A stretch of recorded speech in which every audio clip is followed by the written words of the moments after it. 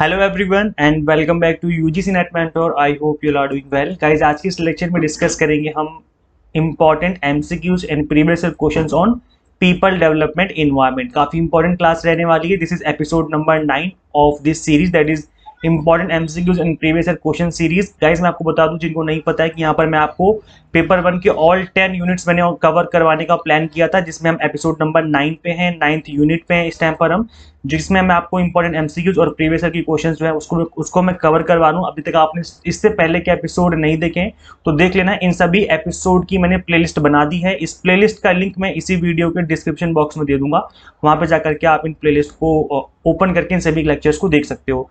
इसके अलावा guys important topic series भी चल रही थी हमारी, यहाँ पर भी आपको मैंने इंपॉर्टेंट टॉपिक कवर करवा दिए हैं पेपर 1 के, तो आप इस सीरीज को भी देख सकते हो। इसका भी लिंक भी दे दूंगा।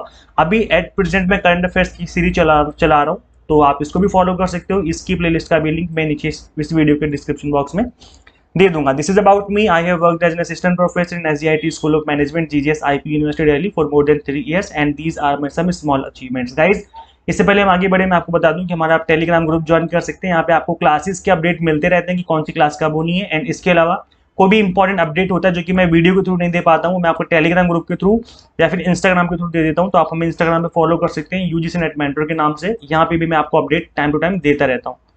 चलिए आगे कंटिन्यू करते हैं और डिस्कस करते हैं इस क्लास में। गाइस आप लोग क्लास देखने के बाद प्लीज कमेंट जरूर कर दिया करो कि क्लास कैसी लगती है आपको। कमेंट करने से हमें मोटिवेशन मिलती है आपके लिए लेक्चर्स क्रिएट करने में। So after watching this class do comment below this video. So guys पहला क्वेश्चन आपकी स्क्रीन पे आ चुका है और इस क्वेश्चन को आपको रीड करना है। रीड करने के बाद यहाँ पर ऑप्शन गिवन है, option number A B C D. इसके अकॉर्डिंग बताना है कि राइट आंसर क्या होगा। तो यहाँ पर आपको दोनों लिस्ट को मैच करना है। लिस्ट 1 में आपको डे गिवन है, like world health day, world population day, world ozone day and world AIDS day. ये कब सेलिब्रेट किए जाते हैं? तो अगर आपको इसमें से एक दो भी पता है तो आप एटलीस्ट उनको मैच करके आंसर का पता लगा सकते हैं। जैसे एग्जाम्पल के तौर पे अगर आपको पता है कि वर्ल्ड ओजोन डे किस डे को सेलिब्रेट किया जाता है, तो उस डे को आप यहाँ पर आप लोग आंसर का इजीली पता लगा सकते हैं। जैसे यहाँ पर एग्जाम्पल के तौर पे वर्ल्ड ओजोन डे जो है वो 16 सितंबर को सेलिब्रेट किया जाता है, 16 सितंबर को। तो इसलिए आप देखेंगे सी का फर्स्ट होना चाहिए आंसर। तो जो सी ऑप्शन है इसका आंसर क्या होना चाहिए? फर्स्ट होना चाहिए। तो सी का ऑप्शन नंबर फर्स्ट यहीं पर दिख रहा है, यहाँ ना तो यहाँ पर है, ना तो यहाँ पर, ना यहाँ पर। इसका मतलब option number B is the right answer of this question. ठीक है। सो यहाँ पर जो ऑप्शन नंबर सी है इसका राइट आंसर क्या हो जाएगा? ये वाला। और इसके अकॉर्डिंग आप बाकी सब मैच कर सकते हो। लाइक ए का जो है वो 4th हो जाएगा, world health day, that is 7 अप्रैल को मनाते हैं। बी का कब हो जाएगा? 3rd हो जाएगा, that is world population day, जो कि 1 जुलाई को मनाते हैं। और डी का हो जाएगा 2nd, that is world AIDS day, जो कि 1 दिसंबर को सेलिब्रेट किया जाता है।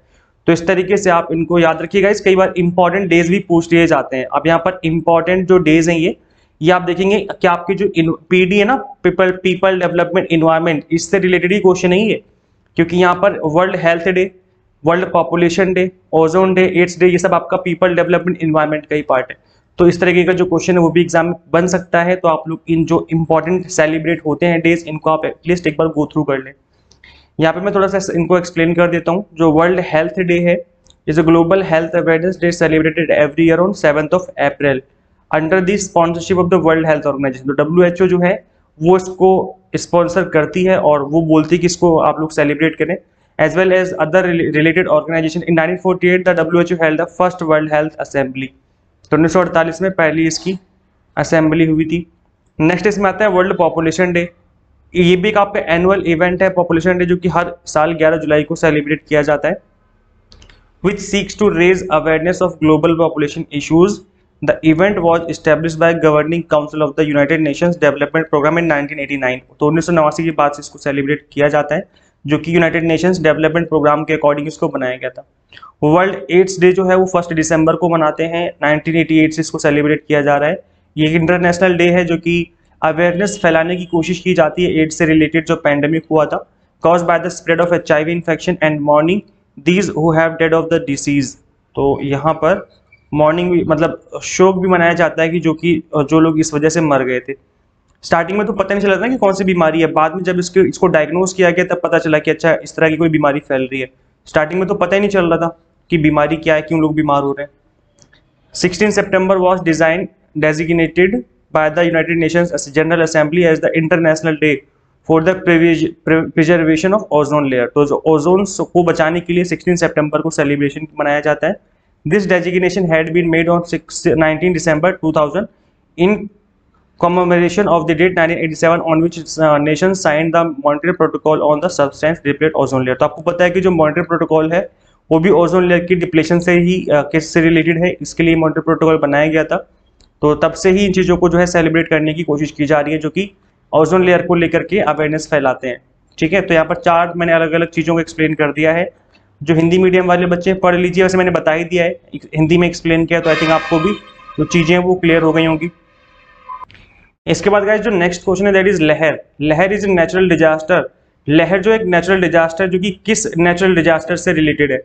एक प्राकृतिक आपदा है जिसमें बड़ी मात्रा में हवाओं का विस्फोट होता है, large amount of material eruptions, बड़ी मात्रा में सामग्री का विस्फोट होता है, फिर स्ट्रॉन्ग विंड्स, स्ट्रॉन्ग हवाओं को बोला जाता है, स्ट्रॉन्ग वाटर या strong wind and water waves. तो किसको बोलते हैं हम लोग? लहर।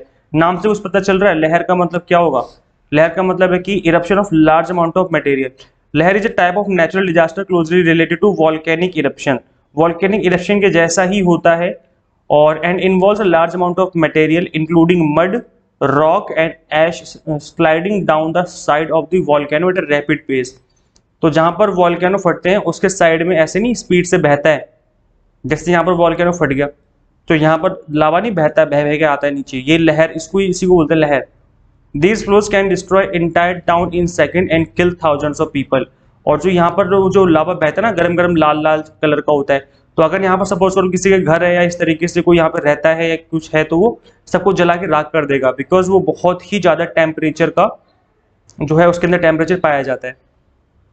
नेक्स्ट इसमें देखते हैं हम लोग। अच्छा, यहाँ पर इसको हिंदी में भी मैंने क्वेश्चन डाला हुआ, जो हिंदी मीडियम वाले बच्चे वो हिंदी में भी पढ़ सकते हैं इस वीडियो को पॉज करके, अदरवाइज आप इसको इंग्लिश में भी पढ़ सकते हैं। तो यहाँ पर आपको मैचिंग करनी है लिस्ट 1 की लिस्ट 2 के साथ। तो यहाँ पर फ्लड है, ड्राउट, अर्थक्वेक एंड वॉल्केनो। तो ये क्या होते हैं? अच्छा, फ्लड क्या होता है? फ्लड मतलब ज़्यादा पानी आ जाना है ना, तो ये excess rain and uneven distribution of water की प्रॉब्लम है, फ्लड जो हो जाता है। ड्राउट क्या है? Lack of rainfall to sufficient duration, मतलब बारिश ना होना बहुत टाइम तक, तो सूखा पड़ जाता है। अर्थक्वेक कब आता है? विच मॉडरेट कम, और यहाँ पर वाइब्रेटरी वेव्स होती हैं अर्थ में, है ना, तो ये हो जाएगा अर्थक्वेक का सेकंड। और वॉल्केनो में क्या हो जाएगा? Event through which noted substance come out, तो जो भी अंदर भरा पड़ा है वो सब बाहर आ जाता है, वॉल्केनो में फटता है ना तो सब बाहर आ जाता है, तो ये हो जाएगा इस तरीके से। तो इसका राइट आंसर क्या हो जाएगा? मतलब ए का होना चाहिए फोर्थ, तो ए का फोर्थ ये वाला और ये वाला हो सकता है। बी का होना चाहिए फर्स्ट, तो बी का हो जाएगा फर्स्ट, मतलब ये वाला, और तो फिर ये वाला नहीं हो सकता, है ना। तो इसका मतलब option number A will be the correct answer of this question. तो इस तरीके से आप इन क्वेश्चंस को कर सकते हैं। हिंदी वाले बच्चों समझ में आ गया ना कि बाढ़ क्या होती है? अत्यधिक वर्षा और पानी का असमान वितरण ही तो बाढ़ कहलाता है। सूखा क्या होता है? पर्याप्त अवधि की बारिश का अभाव हो जाना। भूकंप में क्या होता है? पृथ्वी की चट्टानों के माध्यम से कंपन उत्पन्न होती है और जिसकी वजह से झटके महसूस होते हैं। ज्वालामुखी में क्या होता है? पिघलता हुआ लावा बाहर निकल के आ जाता है। सो इस तरीके से option number A will be the right answer. ठीक है, इजी क्वेश्चन था ये तो। चलिए नेक्स्ट क्वेश्चन करते हैं। नेक्स्ट क्वेश्चन आपकी स्क्रीन पे आ चुका है, पढ़िए जल्दी से फटाफट सभी लोग। इंग्लिश मीडियम वाले बच्चे इंग्लिश में और हिंदी वाले हिंदी में जल्दी से पढ़ लें, जल्दी से क्वेश्चन फटाफट से। The fresh tragedy of common is in the context. जो ट्रेजेडी ऑफ कॉमन्स है ये किस जो मुहावरा है वो क्या इंडिकेट करता है? क्लाइमेट चेंज के बारे में बता रहा है, या फिर degradation of renewable free access resources के बारे में, tragic conditions of poor people है, या tragic event related to damage caused by release of poisonous gases. तो गाइस इसका राइट आंसर क्या होना चाहिए? तो अगर आप इस क्वेश्चन को ध्यान से देखेंगे तो राइट आंसर क्या होना चाहिए? अक्षय मुक्त पहुंच संसाधनों का शरण, मतलब degradation of renewable free access resources. तो यहाँ पर जो फ्री में अवेलेबल है रिसोर्सेज, जैसे हवा है, अब हवा में अगर पॉल्यूशन हम लोगों ने फैला दिया तो किसकी प्रॉब्लम हो गई? वो प्रॉब्लम है ट्रेजेडी ऑफ कॉमन्स, हम लोग जो कॉमन लोग हैं उनका दुख है ये, है ना। तो ये आप जो फ्री में अवेलेबल रिसोर्सेज, जैसे पानी है फ्री में अवेलेबल रिसोर्स है, तो इसमें अगर हमने पॉल्यूशन फैला दिया तो सभी की प्रॉब्लम है, जो कॉमन पीपल है सभी की प्रॉब्लम हो जाएगी। तो इसलिए इसका राइट आंसर क्या हो जाएगा? Option number C. ध्यान से सुनिए क्या बोल रहा हूं मैं। यहाँ पर बोला जा रहा है degradation of renewable free access resources, जो फ्री में एक्सेस रिसोर्सेज हैं और रिन्यूएबल भी हैं, हवा भी जो साफ हो जाती है ऑटोमेटिकली, बट फिर भी हम लोग उसको उस तरीके से गंदा कर देते हैं कि प्रॉब्लम क्रिएट हो जाती है। तो उनका डिग्रेड हो जाना ही ट्रेजेडी ऑफ कॉमन्स कहलाता है। So option number C will be the right answer of this question.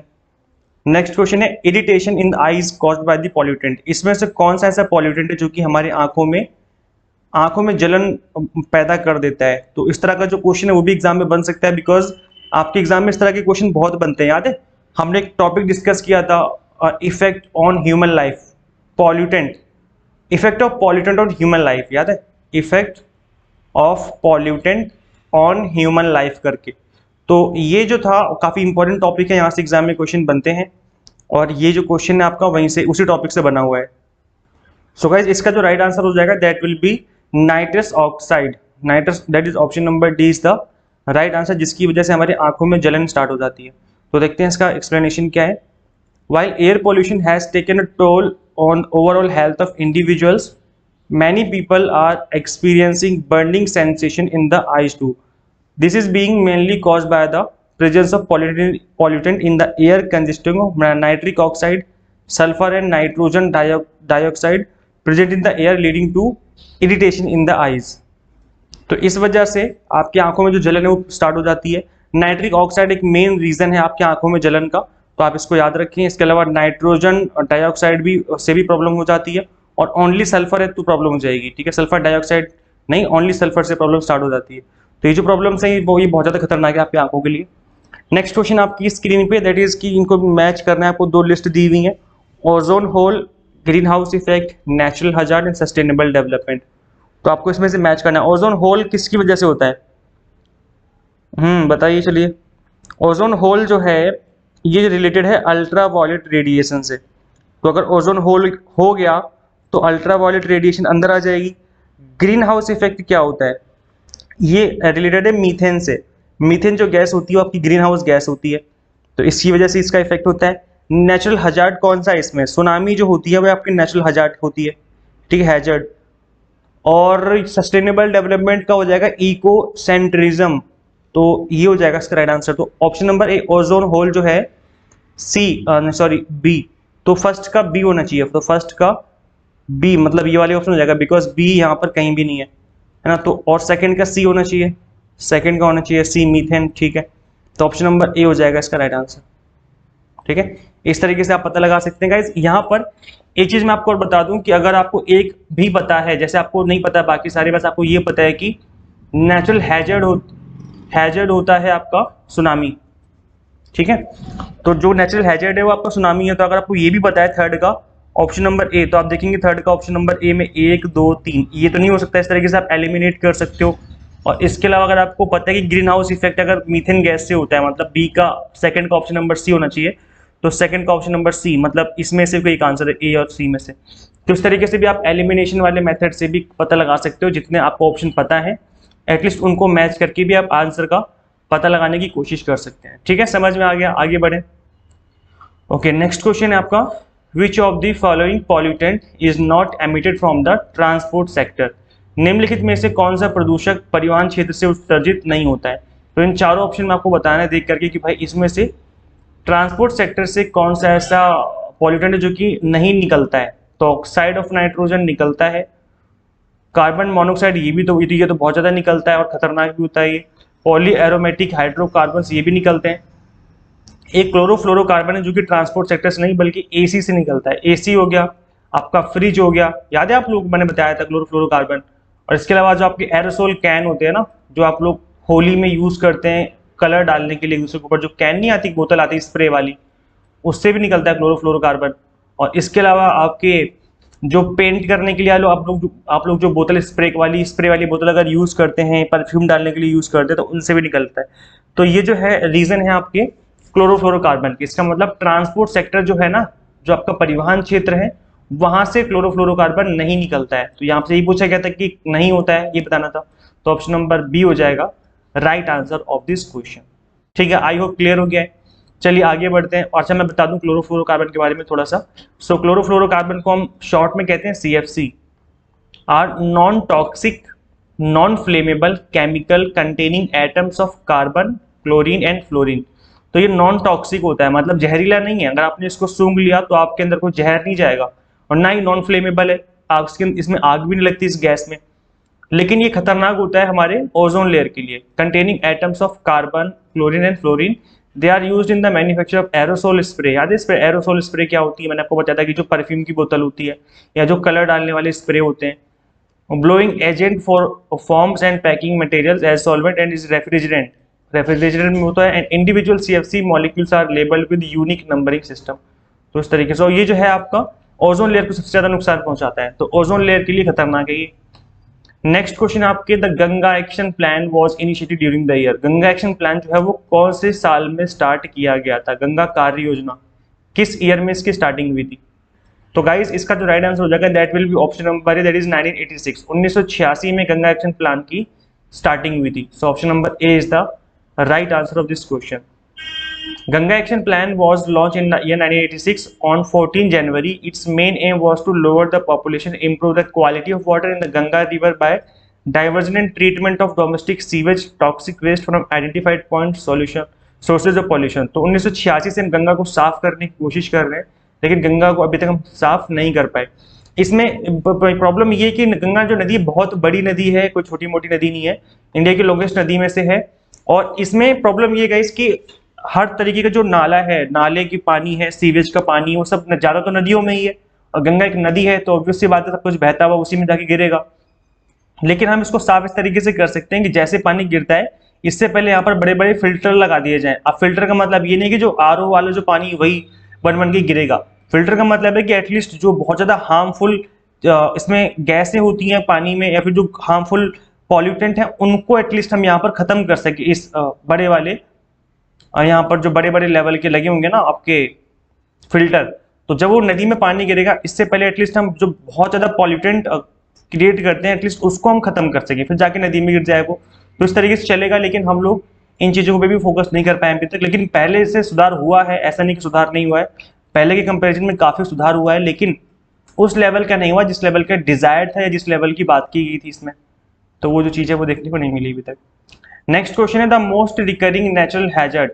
इसमें से ये बताइए कि जो नेचुरली सबसे बड़े लेवल पर सबसे ज्यादा मात्रा में आते हैं वो कौन सा है? वॉल्केनो सबसे ज्यादा फटते हैं, लैंडस्लाइड सबसे ज्यादा होता है, फिर फ्लड होता है, फिर अर्थक्वेक। इन चारों में बताइए कि सबसे ज्यादा नेचुरल हैजर्ड कौन से वाले होते हैं? So option number B that is flood. Flood एक आम बात है, आपको पता होगा कि खासतौर पर इंडिया में, अगर हम इंडिया की बात करें तो इंडिया में खासतौर पे बहुत ही बड़े लेवल पे फ्लड आते हैं। आपको पता है इंडिया में इतने अर्थक्वेक नहीं आते, जापान में अर्थक्वेक बहुत ज्यादा आते हैं। तो जापान एक ऐसा देश है जहाँ पर अर्थक्वेक बहुत ज्यादा आते हैं। लैंडस्लाइड ऐसे देशों में ज्यादा, वहाँ जहाँ पे पहाड़ ज्यादा हैं। आपको पता है इंडिया में पहाड़ जो है वो केवल नॉर्थ ईस्ट वाले साइड में है और थोड़े बहुत नीचे की साइड में पड़ जाते हैं, तो वो भी इतने बड़े लेवल के नहीं है। तो इसमें इसलिए लैंडस्लाइड होती है, लेकिन उस लेवल की नहीं होती जितने की बाकी बड़े शहरों में होती है, बड़े देशों में होती है। वॉल्केनोज भी हमारे इंडिया में नहीं फटते हैं इतने। आई डोंट थिंक कि वॉल्केनो का कोई केस आपके इंडिया में आपकी याद में कुछ हुआ है, तो क्योंकि वॉल्केनो हमारे इंडिया में इतने सक्रिय, इतने एक्टिव नहीं है। वॉल्केनो जो है वो दूसरी कंट्री में ज़्यादा एक्टिव है। तो हमारे इंडिया में फ्लड सबसे ज़्यादा आता है बिकॉज जैसे कि आपको पता है कि इंडिया में एक तो इंडिया चारों तरफ हमारे समुद्र से घिरा हुआ है, आपको पता है चारों तरफ समुद्र है यहाँ पर, और इसके अलावा यहाँ पर जो नॉर्थ ईस्ट के एरिया पर बारिश बहुत ज़्यादा होती है, क्योंकि यहाँ पर क्या है, पहाड़ है ऊंचे ऊंचे जिससे कि हवाएं टकराती हैं, फिर बारिश हो जाती है। और यहाँ पर हिमालय है, तो हिमालय से बहुत सारी नदियां जाती हैं, बह बह करके पूरे इंडिया में ही जाती हैं। तो इसलिए पूरा इंडिया ही नदियों से भरा पड़ा है। हर जगह देखो, जहां देखो नदी ही नदी है, हल्की सी बारिश हुई नहीं कि पानी भर जाता है। तो ये क्या है, फ्लड की प्रॉब्लम जो है बहुत कॉमन है इंडिया में, और इसलिए जो बाढ़ है बहुत ही बड़े लेवल पे आती है। खासतौर पर अगर हम बात करें बिहार की, बिहार के साइड की, या फिर उस साइड की जो यहाँ से इस साइड रहते, मतलब इंडिया के साइड में इस वाले कोने में, और वेस्ट बंगाल साइड, तो यहाँ पर सबसे ज्यादा बाढ़ के जो केसेस हैं वो देखने को मिलते हैं। ठीक है, सो ऑप्शन नंबर बी हो जाएगा। नेक्स्ट क्वेश्चन आपका, इसमें बताना है आपको कि noise pollution is created if sound is in excess. आपको बताना है कि इन चारों ऑप्शन में अगर साउंड ज्यादा है तो ध्वनि प्रदूषण उत्पन्न हो जाएगा। ठीक है, नॉइज पॉल्यूशन हो जाएगा। तो आपको ये बताना है कि इन चारों ऑप्शन में कौन ऐसा ऑप्शन है जो कि नॉइज पॉल्यूशन क्रिएट करता है। तो 40 से 65 नहीं करता है। याद है मैंने आपको लिमिट बताई थी जब मैंने आपको एक्सप्लेन किया था नॉइज पॉल्यूशन, तो मैंने नॉइज पॉल्यूशन में, ध्वनि प्रदूषण में मैंने आपको लिमिट बताई थी कि कौन सी लिमिट कौन सी होती है। याद है, कमर्शियल, रेजिडेंशियल, और फिर उसके बाद मैंने बताया था कि ये ध्वनि इससे ज्यादा अगर हो जाएगी, साउंड इससे ज्यादा क्रिएट हो जाएगी तो आपका पॉल्यूशन हो जाएगा। तो बताइए, ये तो नहीं हो सकता, 50-60 भी नहीं हो सकता, 70 to 75 एक नॉर्मल रहता है, इससे ज़्यादा नहीं होना चाहिए, तो इससे ज़्यादा हो जाएगा तो नॉइस पोल्यूशन हो जाएगा। इसका मतलब 80 to 99 dB अगर हो गया तो नॉइस पोल्यूशन हो जाएगा, ठीक है। So option number C is the right answer. अगर आप लोगों को याद नहीं आ रहा है कि मैं किस चीज़ की बात कर रहा हूँ, मैंने क्या एक्सप्लेन किया था, तो मैं बता दूं यहाँ पर, ये मैंने आपकी स्क्रीन पे लेके आ गया, आप इसको ध्यान से पढ़ लीजिए, आप मत भूल जाना, बिकॉज यहाँ से क्वेश्चन बन सकते हैं।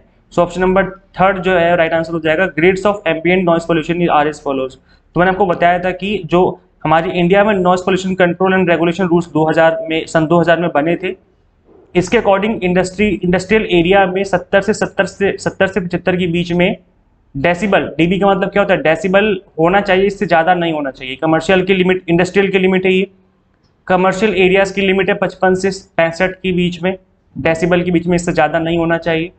रेजिडेंशियल की उससे भी कम है 45 से 55 dB, जो रेजिडेंशियल एरिया होते हैं, इससे ज़्यादा नहीं होना चाहिए। साइलेंस जोन जो होते हैं, जहाँ पर बिल्कुल साइलेंस रहना चाहिए, जैसे स्कूल और हॉस्पिटल के आसपास के एरिया, तो यहाँ पर इससे ज़्यादा नहीं होना चाहिए।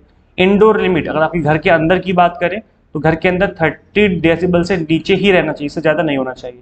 तो ये जो कुछ लिमिट है, मैंने आपको पहले भी बताया था नॉइस पोल्यूशन के बारे में जब मैं पढ़ा रहा था, और मैंने इन सभी लिमिट को ऑलरेडी एक्सप्लेन किया था कि भाई इन लिमिट को याद कर लो, यहाँ पर एग्जाम में क्वेश्चन बन सकता है। जैसे इस बार इस क्वेश्चन में ये पूछ लिया आपसे कि भाई बताओ इसमें नॉइस पोल्यूशन कौन सा है, तो नॉइस पोल्यूशन ये वाला हो जाएगा।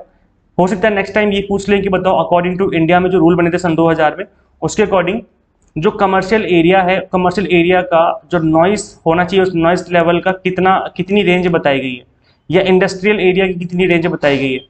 तो आपको इसको याद रखना है गाइस। ऐसे पूछ सकते हैं कि आपका जो रहने वाले एरिया है, जो रेजिडेंशियल एरिया है, उसकी लिमिट कितनी होनी चाहिए। तो इस तरह के क्वेश्चन भी एग्जाम में बन सकते हैं, तो आप लोग इनको याद कर लो। यहाँ पर जो ये रेंज गिवन है, इस रेंज को अपने दिमाग में बैठा लो अच्छे से, ये एग्जाम के पर्पज से बहुत ज़्यादा इंपॉर्टेंट है, यहाँ से क्वेश्चन बन सकता है। WHO के अकॉर्डिंग अगर 75 डेसिबल से ज़्यादा की नॉइस बार बार क्रिएट हो रही, लॉन्ग टाइम तक हो रहा है, तो वो आपकी कानों को डैमेज कर सकता है। तो 75 से ज़्यादा, WHO कहता है कि 75 से ज़्यादा अगर होगा तो प्रॉब्लम क्रिएट हो जाएगी, इससे कम ही होना चाहिए। WHO का ये मानना है, ठीक है।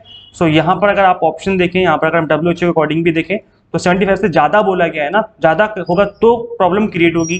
तो नॉइस पोल्यूशन क्या हो जाएगा, जो 75 से ज़्यादा वाली रेंज है, तो 70 से 75 की रेंज तो ठीक है, इससे ज़्यादा वाली रेंज में ऑप्शन नंबर सी ही आ रहा है, तो यही हो जाएगा जो कि नॉइस पोल्यूशन क्रिएट करेगा, जो कि आपके कानों को डैमेज कर सकता है। समझ में आ गया, क्लियर हो गया। तो WHO के अकॉर्डिंग अगर पूछा जाए कि कितने डेसिबल तक WHO ने बोला है कि वो ठीक है, तो 75 तक ठीक है, इससे ज़्यादा अगर होगा लंबे टाइम तक तो प्रॉब्लम क्रिएट हो जाएगी। Noise above 120 decibel can cause biochemical changes in human body. हमारी बॉडी के अंदर बायोकेमिकल चेंज होना स्टार्ट हो जाएंगे। बायोकेमिकल समझ रहे हो, मतलब खाना, जो हमारे पेट में खाना है ना, वो हिलना स्टार्ट हो जाएगा। पानी की जो थैली है जहाँ पर पानी जमा होता है, वो भी हिल, ऐसे कंपन ऐसे करने स्टार्ट हो जाएगी। तो ये क्या है, ये 120 डेसिबल तो बहुत ज़्यादा हो गया, और जिसकी वजह से हमारी कंप्लीट बॉडी के अंदर केमिकल रिएक्शन हो सकते हैं। इसके अलावा जो हमारे कानों की, जो ह्यूमन ईयर की, जो हमारे कानों की सुनने की क्षमता है, ऑडिबल रेंज जो है वो 20 से 20,000 हर्ट्ज तक है। तो इस रेंज को भी याद कर लें, ये आपके प्रीवियस ईयर क्वेश्चन में पूछा जा चुका है ऑलरेडी कि ह्यूमन ईयर की जो रेंज है वो कितनी होती है, यहाँ फ्रीक्वेंसी पूछी गई। याद रखना ये डेसिबल नहीं है, ये हर्ट्ज है। हर्ट्ज एक यूनिट होती है जिसके थ्रू आप नापते हो नॉइस को। तो फ्रीक्वेंसी रेंज पूछी गई थी, तो फ्रीक्वेंसी रेंज 20 से 20,000 हर्ट्ज हो जाएगी। अब ये 20,000 डेसिबल नहीं है, इससे कंफ्यूज मत हो जाना, डेसिबल अलग होता है और हर्ट्ज अलग होता है। आई थिंक ये आप लोगों ने 7th या 8th क्लास के साइंस के बुक में पढ़ा होगा कि ह्यूमन ईयर की सुनने की रेंज कितनी होती है, ऑडिबल रेंज कितनी है। तो ये मिनिमम है, 20 हर्ट्ज जो है वो बिल्कुल मिनिमम आवाज़ है, जो हम अपने कान में नहीं बोलते, अपने दोस्त से अपने कान में आप बोलते हो, वो कानाफूसी जो होता है वो 20 हर्ट्ज से ही होता है। उससे नीचे अगर बोलोगे तो उसको सुनाई नहीं देगा कि आप क्या बोल रहे हो, और 20,000 हर्ट्ज तो बहुत ज़्यादा हो जाएगा। तो इससे ज़्यादा अगर जाएगा तो फिर आपके कान फट जाएंगे, आपके कान का पर्दा ही फट सकता है। नेक्स्ट आपका, a fire cracker generally generates about 125 decibel of noise. और जो फायर क्रैकर होते हैं ना, जो हम पटाखे वगैरह चलाते हैं, 125 डेसिबल तक की आवाज़ वो क्रिएट कर सकते हैं। जो हरे कलर का बम नहीं होता, जो धाड़ धन से होता है, बहुत भयंकर आवाज़ करते हैं, ऊनी बम जिसे कहते हैं, तो वो उससे ज़्यादा नॉइस क्रिएट करता है। आपको पता है 120 डेसिबल जो बताया उसको केमिकल चेंजेस होने स्टार्ट हो जाते हैं। तो 125 देखो कितना ज़्यादा हो गया, और तभी जब बम फटा है देखो हम हिल जाते हैं। अगर हमने अपने कान बंद नहीं किए तो आप डर जाओगे, आपकी बॉडी हिल जाएगी अच्छे से, और कान सुनने पड़ जाते हैं थोड़ी देर के लिए। तो ये वही नॉइस है जो कि 120 डेसिबल को क्रॉस कर रही है, और जिसकी वजह से बायोकेमिकल चेंजेस होने स्टार्ट हो जाते हैं आपकी बॉडी में। तो ये जो है बहुत खतरनाक है और इन चीज़ों से हमें बच के रहना चाहिए। ठीक है, हिंदी मीडियम वाले बच्चों समझ में आ गया। अगर आपको और समझना है तो आप लोग उसको पढ़ लेना, वैसे मैंने एक्सप्लेन कर ही दिया है। जो सन 2000 में नियम बने थे, औद्योगिक क्षेत्र, वाणिज्यिक क्षेत्र, आवासीय क्षेत्र, साइलेंस जोन और आंतरिक सीमा, जो घर के आंतरिक सीमा है, उन सभी की रेंज मैंने ऑलरेडी बता दी आपको। और मैंने बाकी चीज़ें बता दी। डब्ल्यूएचओ ने बोला कि 75 dB से ज़्यादा आवाज़ नहीं होनी चाहिए आपकी। और कानों की जो हमारे श्रव्य सीमा है, जो हमारे कानों की सुनने की क्षमता है, उसकी जो रेंज है मानव कानों की, वो कितनी होती है? 20 से 20,000 हर्ट्ज तक। तो इसको आप लोग याद कर लीजिएगा, ये एग्जाम में पूछा जा सकता है। ठीक है, चलिए आगे बढ़ते हैं। Next question, what is the range of intensity scale used in measuring earthquake? चलिए ये क्वेश्चन काफी इंपॉर्टेंट है। भूकंप को मापने के लिए उपयोग किए जाने वाले तीव्रता पैमाने की सीमा क्या है? तो आपको अर्थक्वेक से रिलेटेड भी क्वेश्चन बन सकता है, जैसे पी वेव क्या होती है, एस वेव क्या होती है, मैंने आपको बताया था ना अर्थक्वेक जब मैं पढ़ा रहा था आपको, वहां से भी क्वेश्चन बन सकता है। तो गाइज यहाँ पर आपको बताना है कि किस रेंज का यूज किया जाता है, इंटेंसिटी क्या होती है, भूकंप को मापने के लिए उपयोग किए जाने वाले तीव्रता पैमाने की सीमा क्या होती है। सीमा बतानी कि भाई सीमा क्या होती है। जैसे हमारे स्केल, जो हमारा हम लोग घर अपने घर में स्केल यूज करते हैं ना, जब आप लोग 5वीं क्लास में 6ठी क्लास में थे तो आप लोग स्केल यूज करते थे। स्केल में क्या होता था, 1 सेंटीमीटर से स्टार्ट होता था और आई थिंक वो कितना 15-16 तक जाता था ना, या 18 तक जाता था, ऐसे कुछ था। तो उसकी एक सीमा होती है ना कि यहाँ से लेकर के यहाँ तक ही जाएगा, इससे ज्यादा नहीं जाएगा, इससे ज्यादा हम लोग बनाएंगे नहीं उसको। तो ऐसे ही भूकंप को जो नापने का स्केल है, उसके स्केल बताना है कि उसकी रेंज कितनी होती है, कहाँ से कहाँ तक होता है। तो 1 से 12 होता है, फिर 1 से 15 होता है, या 1 से 7 होता है, 1 से 5 होता है। तो गाइज जो भूकंप नापने की रिएक्टर स्केल पे जो रेंज होती है वो होती है 1 से 12 की। ऑप्शन नंबर ए जो है ना 1 to 12, this is the right answer. 1 से 12 की रेंज होती है भूकंप के स्केल की। सो राइट आंसर क्या हो जाएगा? 1 to 12। The earthquake produce different types of seismic wave such as P wave, S wave and surface wave. तो 3 तरह की वेव होती है, मैंने आपको बताया था, इसको ऑलरेडी एक्सप्लेन किया था मैंने। Seismic activity also increase due to global warming. और याद रखना है, ग्लोबल वार्मिंग जो बढ़ रहा है ना, जो अपने धरती का तापमान बढ़ता जा रहा है, इसकी वजह से भी सिस्मिक एक्टिविटी बढ़ी है, भूकंप ज्यादा आना स्टार्ट हो चुकी है पहले के कंपैरिजन में। तो ग्लोबल वार्मिंग को अगर हमें बढ़ने से रोकना है तो हमें ज्यादा पेड़ पौधे लगाने की जरूरत है। और दूसरी चीज क्या है कि हमें जो ग्रीन हाउस गैसेज होती हैं, उनको कम से कम फैलाने की जरूरत है। तो अगर इसको हम ठीक कर लेंगे तो ग्लोबल वार्मिंग ज़्यादा नहीं बढ़ेगा, जिसकी वजह से भूकंप भी कम आएंगे पहले के कंपैरिजन में। लेकिन ग्लोबल वार्मिंग तो बढ़ती जा रही है, इस वजह से नंबर ऑफ जो भूकंप हैं वो आए दिन भूकंप देखने को मिलते हैं। कई बार तो एक दिन में ही 2-3 बार भूकंप आ जाता है ना। तो ये बहुत बड़ी प्रॉब्लम है जो कि फ्यूचर में हमें और बड़े लेवल पर देखने को मिल सकती है।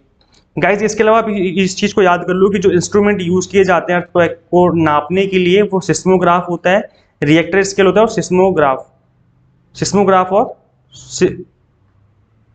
आई थिंक यहाँ पर मार्केली स्केल होना चाहिए ना। देखो 3 होते हैं यहाँ पे, देख लो। अच्छा इसको छोड़ो, यहाँ देख लो कि एक तो रिएक्टर स्केल होता है, एक मार्केली स्केल होता है और एक होता है आपका सिस्मोग्राफ। तो इन तीनों को पढ़ लो क्या होते हैं। पहले रिएक्टर स्केल होता है। The Richter scale is also called magnitude scale. It was developed by Charles reactor, नाम ही उनका रिएक्टर था। तो इस वजह से इस स्केल के थ्रू अगर आप मेजर करोगे तो ये भी आपको बता देगा कि भाई कितने मैग्नीट्यूड का भूकंप आया है। इसके अलावा मार्केली स्केल होता है। Mercalli scale was developed by Giuseppe Mercalli and the scale range between 1 to 12। तो जस्ट अभी हमने थोड़ी देर पहले पढ़ा ना रेंज के बारे में, 1 to 12 की जो रेंज होती है वो मार्केली स्केल की बताता है हमें। और एक सिस्मोग्राफ होता है। Seismograph consist of a mass attached to a fix base, the mass moving during the earthquake. तो हम क्या करते हैं, एक फिक्स चीज होती है यहाँ पर और इसके साथ हम एक पेंसिल जो है वो अटैच कर देते हैं। तो जैसे भूकंप आएगा ना तो हिलेगा ऐसे ऐसे करके, तो ये जो पेंसिल है वो ऐसे ऐसे करके मूव करेगी, तो बता देगी कि भाई यहाँ से लेकर के यहाँ तक की रेंज का भूकंप था। तो इस तरीके के सिस्मोग्राफ का हम लोग यूज करते हैं। और ये तो सिस्मोग्राफ काफी इजी, आप अपने घर पे भी बना सकते हो, इसके लिए आप गूगल करना, यूट्यूब पे देखना सिस्मोग्राफ कैसे हम यूज करते हैं, आप अपने घर पे बना सकते हो इस वाले को। तो ठीक है, तो ये काफी इजी होता है। गाइज जिस तरीके से मैं आपको यहाँ पे पढ़ा रहा था आज, इसी तरीके से मैंने कंप्लीट क्रैश कोर्स बनाया हुआ है फॉर पेपर 1। अगर आप कंप्लीट क्रैश कोर्स ज्वाइन करना चाहते हो तो इसके लिए आप हमारी एंड्रॉइड ऐप इंस्टॉल कर सकते हैं, यूजीसी नेट मेंटर के नाम से। गूगल प्ले स्टोर पे हमारी एंड्रॉइड ऐप आपको अवेलेबल हो जाएगी। इसके फीचर्स क्या हैं क्रैश कोर्स के, मैं आपको थोड़ा सा प्रिसाइजली बता देता हूँ। गाइज जो क्रैश कोर्स है वो यूजीसी नेट पेपर 1 के लिए है, कॉमर्स अभी अवेलेबल हो गया है, मैनेजमेंट जल्दी अवेलेबल हो जाएगा। अगर हम बात करें फीचर्स की तो टारगेट बेस्ड वीडियो लेक्चर्स हैं, topic wise, unit wise to the point explanation है, इधर उधर की बातें नहीं है। मैं आपको गारंटी देता हूं कि आपका एक सिंगल मिनट वेस्ट नहीं होगा इस एंड्रॉइड ऐप पे आने के बाद। तो आप एंड्रॉइड ऐप इंस्टॉल कर सकते हैं। यहाँ पर इंग्लिश मीडियम और हिंदी मीडियम दोनों ही मीडियम में कंटेंट को कवर किया गया है, तो दोनों मीडियम के स्टूडेंट्स इस क्रैश कोर्स को ज्वाइन कर सकते हैं। According to NTA new question asking pattern, जिस तरीके से एनटीए आप क्वेश्चन पूछ रहा है एग्जाम में, उस तरीके से चीजों को कवर किया गया है। Around 95 unit wise mock test हैं ताकि आप प्रैक्टिस कर सकें, because practice makes a man perfect. तो यहाँ पर इस क्रैश कोर्स में आपको प्रैक्टिस करने के लिए मॉक टेस्ट भी अवेलेबल करवा दिए गए हैं, यूनिट वाइज हैं। सबसे अच्छी बात है कि आप हर यूनिट का अलग से मॉक टेस्ट दे सकते हो एंड पीडीएफ फॉर्मेट में स्टडी मटेरियल है, ताकि आप बाद में इनको डाउनलोड करके इनका प्रिंट आउट भी निकाल सकते हो आप चाहो तो, अदरवाइज आप डाउनलोड करके बाद में भी इन चीजों को रिवाइज कर सकते हो। तो इसको ज्वाइन करने के लिए आपको हमारी ऐप इंस्टॉल करनी है। इस ऐप का लिंक मैं आपको इसी वीडियो के description box and comment box में पिन कर दूंगा। एक बार जाके इंस्टॉल करें, आपको डेफिनेटली यहाँ से आप अपना जो स्कोर है वो इंप्रूव कर पाएंगे, डेफिनेटली आपकी काफी हेल्प हो जाएगी। Thank you so much for watching this class guys. अपने कमेंट करके बता देना, क्योंकि आपके जो कमेंट होते हैं अच्छे अच्छे, उन्हीं से हमें मोटिवेशन मिलती है आपके लिए लेक्चर्स क्रिएट करने में। तो आप लोग प्लीज कमेंट करके अपना फीडबैक जरूर देके जाया करो, ताकि हम भी मोटिवेट रहें आपके लिए लेक्चर्स क्रिएट करने में। Thank you so much for watching this class. Share this platform to all UGC NET and JRF SET aspirants. Guys मिलते हैं नेक्स्ट क्लास में। Till then keep watching UGC NET mentor. Thank you so much.